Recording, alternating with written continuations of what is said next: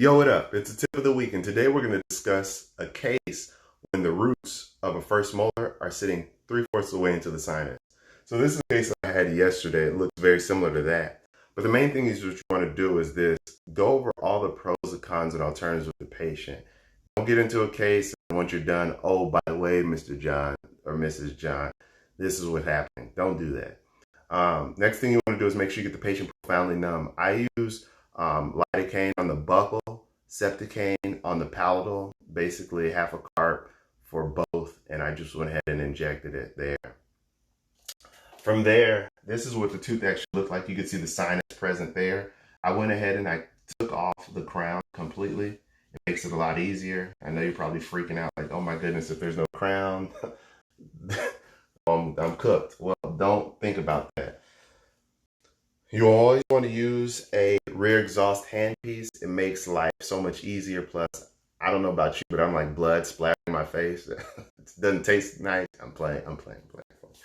So essentially what you want to do is this: go ahead and make your cuts into the actual tooth.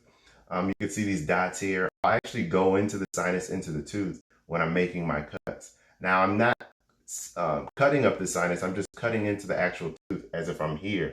I'll take my burr and I'll go all the way 3/4 of the way of the tooth to separate these roots. And then I'll make my cuts here from the buccal to the midline, from mesodistally going all the way across. And sometimes I can catch on some of the bone just to make sure I got all those roots separated. From there, I put a straight elevator and snap, let the patient know that that's the case.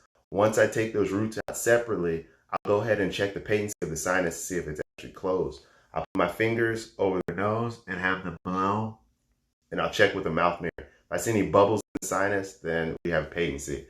What I did for this case, I actually drilled some PRF and I went ahead and placed it into the site, did a figure 8 suture, let the patient go, and also gave them sinus precautions.